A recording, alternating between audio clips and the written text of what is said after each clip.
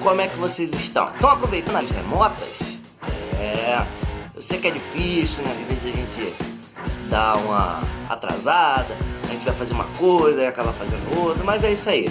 Hoje a gente vem para mais uma aula, mas antes eu queria que você fizesse aquele esqueminha. Se você ainda não se inscreveu no canal, se inscreve, ativa lá o sininho para você receber em primeira mão tudo que eu lançar aqui. E se você gostou do vídeo, dá aquela curtidinha, se puder comenta também que a gente vai interagindo. Falou? Vamos lá!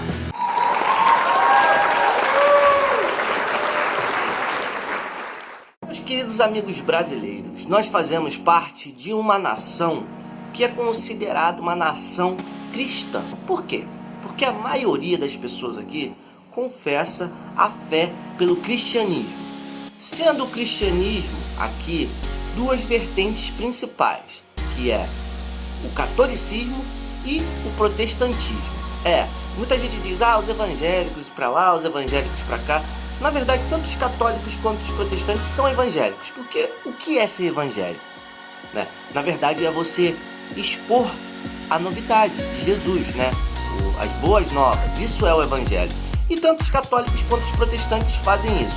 Então não é certo dizer, eu sou evangélico e ele é católico. Não, na verdade os dois são evangélicos. Só que um é protestante e o outro é católico. Essa herança cultural no Brasil se deu por conta da colonização. Portugal é uma nação católica e trouxe essas ideias cristãs para o Brasil assim que iniciaram o processo de colonização. A própria catequese dos jesuítas em relação aos indígenas já era uma prova de que os portugueses queriam propagar essa religião cristã aqui no Brasil. E não deu em outra, Hoje em dia o Brasil tem uma maioria muito significativa cristã, seja ela católica ou protestante. Mas por que protestantes? Por que protestantismo? A gente vai ver isso agora. Durante a Idade Média, a Igreja Católica concentrou muita riqueza e muito poder em volta da sua instituição. Ou seja, a Idade Média era a idade que a Igreja dominava todos os aspectos sociais, os políticos, econômicos e até os psicológicos da nação. Ou seja, a Europa inteira era tomada por essa vontade dos católicos de tomar posse de todas as riquezas. Aquela ideia de expansão que o cristianismo tem, ela foi levada muito a sério pelos católicos. A Igreja acabou se afastando muito daquele cristianismo primitivo, daquela questão mais rústica. Os católicos agora eles desenvolviam técnicas avançadas que faziam com que eles tivessem um domínio do poder na sociedade. E isso despertava na nobreza uma cobiça, porque a igreja muito rica trazia alguns privilégios para aqueles que faziam parte da alta sociedade do clero, ou seja, eram aqueles que faziam parte da nobreza e de alguma forma estavam ligados à igreja. Mas os protestantes não foram os únicos que se desmembraram da igreja. A igreja também teve uma chamada cisma do Oriente. No ano de 1054, uma parte dos cristãos se separou da outra, criando assim a Igreja Ortodoxa, muito característica da Europa Oriental, e a Igreja Católica Apostólica Romana, com sede em Roma, aquele tradicional que nós conhecemos aqui no Brasil. Esse tipo de catolicismo é o catolicismo apostólico romano. A Igreja Católica sempre teve o domínio das pessoas, e isso se tornou mais evidente na Idade Média. O mundo na Idade Média ele era teocêntrico, ou seja, tinha Deus como centro de todas as coisas, e isso facilitava o domínio da igreja. Embora tenha tido essa cisma do Oriente, a Igreja Católica não tinha oposição na Europa. Ela era o grande dominador da Idade Média, e isso fazia com que ela adquirisse muitos poderes nessa sociedade. E também tinha o papel ideológico. A igreja estava nas mentes das pessoas, e isso facilitava o controle. Com o advento das cruzadas, a igreja passou a ser vista de uma forma diferente. Muitas outras pessoas passaram a emergir financeiramente e surge a chamada burguesia, uma classe social que vai questionar alguns dos principais paradigmas que são pregados por essa igreja. A Igreja Católica não tinha uma oposição forte. Agora, renascimento comercial, lembra que a gente falou sobre renascimento? Então, renascimento comercial, o renascimento cultural, o desenvolvimento das ciências e as próprias cruzadas fizeram com que o mundo tivesse um aspecto diferente nesse período. O surgimento dos estados nacionais europeus, o mercantilismo a todo vapor, o absolutismo, o antigo regime tomando conta dos principais países da Europa, fez com que a igreja se atentasse aos aspectos políticos e às novidades políticas que estavam rolando nessa modernidade. Se por um lado a igreja poderia garantir o equilíbrio desses estados nacionais, entrando na mente das pessoas e legitimando esses estados, por outro lado, ela poderia também ancorar os interesses desses estados, agindo com intervenção nas principais ideias que esse estado absolutista poderia querer efetuar na sociedade. Então a gente tem uma relação ambígua aí. São duas coisas que podem acontecer e que de alguma forma podem prejudicar essas relações entre esses dois grupos. Os ideais humanistas do Renascimento vieram como uma maneira de se prevenir contra os ataques da igreja.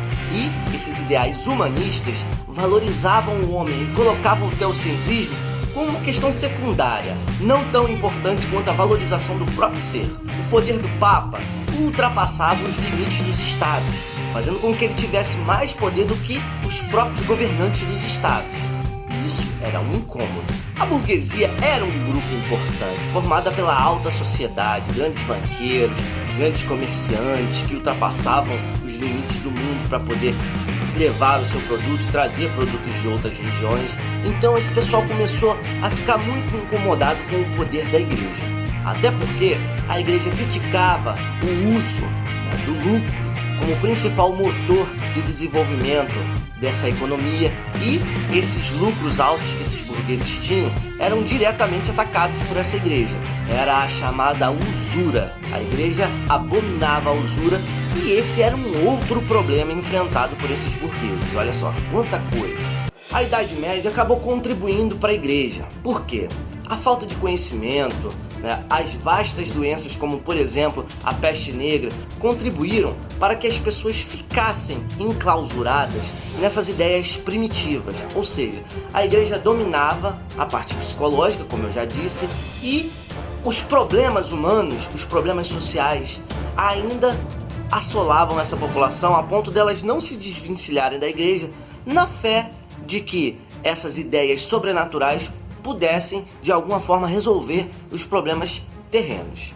A peste negra matou cerca de 45 milhões de pessoas na Europa. E isso foi uma quantidade significativa, visto que as populações ainda não tinham explodido em número de habitantes. Então a Europa ficou completamente desolada com essa doença que matou em série milhares de pessoas. Mas a igreja, ela não se contentava só em manter o poder psicológico ativo das pessoas. Ela não se contentava somente em manipular as pessoas para seguirem suas regras. Não. No século XIII passou a existir a chamada Santa Inquisição. A Santa Inquisição era uma espécie de tribunal eclesiástico. Ele era formado para poder combater heresias. Qualquer tipo de desvio vinculado à fé católica, qualquer tipo de questionamento ou qualquer coisa que ameace a igreja era visto como heresia, e as pessoas eram queimadas em praças públicas na chamada fogueira da Santa Inquisição. Muitas pessoas acusadas de bruxaria, muitas pessoas acusadas de diversos crimes, elas eram queimadas, elas eram torturadas. Isso para as outras pessoas virem e acharem aquilo absurdo e temerem aquela situação. Ou seja, era uma prova de que, se vocês fizerem isso, vocês vão pra fogueira, tá? Queimem no fogo do inferno, pecador! Por outro lado, motivos a igreja dava de sobra para críticas. O clero vivia no luxo, o clero vivia cercado de possibilidades que somente a condição financeira proporcionava para eles, e o poder que o clero tinha acabou incomodando esses burgueses, porque era um poder intocável, e esses privilégios estavam incomodando a sociedade. A igreja não se importava com nenhum princípio ético. Inclusive, a salvação passou a ser determinada pelo poder aquisitivo. Se você fosse rico, você podia pagar as chamadas indulgências, que era uma espécie de uniformização dos pecados. Ou seja, você comete um pecado e esse pecado tem um valor. Você vai lá, paga esse valor para a igreja e a igreja perdoa o seu pecado. Ou seja, os pobres pecadores não tinham dinheiro para pagar. Então somente as pessoas que tinham uma elevação econômica na sociedade tinham acesso a esse perdão da igreja. Quer dizer, a salvação ela estava estipulada para a classe social determinada. Né? Fora que as relíquias sagradas da igreja que eram vendidas por grandes nobres, essas relíquias estimulavam o comércio e a provocação dessas indulgências, ou seja, as pessoas expunham esses objetos sagrados como uma forma de demonstrar o seu poder aquisitivo e a sua ligação com o sagrado. E o objetivo da venda desses objetos sagrados era a arrecadação de dinheiro. E quanto mais essas relíquias eram produzidas, mais dinheiro a igreja tinha, porque todo mundo queria essa aproximação com o divino. Independente da sua vida terrena, você poderia ser a pior das pessoas possível, mas se você pudesse pagar pelos seus pecados, estava tranquilo. Já pensou? Pra gente encerrar essa primeira parte do nosso vídeo sobre a Reforma Protestante, a gente vai falar que esse descontentamento foi que gerou a tal Reforma Protestante. Por quê?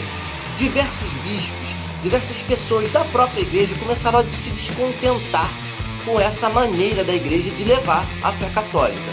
E isso acabou gerando uma cisão entre diversos grupos que queriam popularizar o acesso à Bíblia, o acesso às Escrituras Sagradas em geral. E a gente vai ver nos próximos vídeos como esses intelectuais, como esses bispos, como esses opositores da diretriz principal da Igreja Católica modificaram esses aspectos da fé, esses aspectos do culto e trouxeram para a realidade europeia e posteriormente do mundo o chamado protestantismo. Esse protestantismo que é muito praticado aqui por nós, no Rio de Janeiro, na Baixada Fluminense, e tem um vigor muito importante nessa época, que é o momento da eclosão de uma nova perspectiva da religião. Por hoje é isso, meus amigos. Espero que vocês fiquem atentos aí, porque nós vamos dar continuidade a esse vídeo. Valeu? Um abração, até já!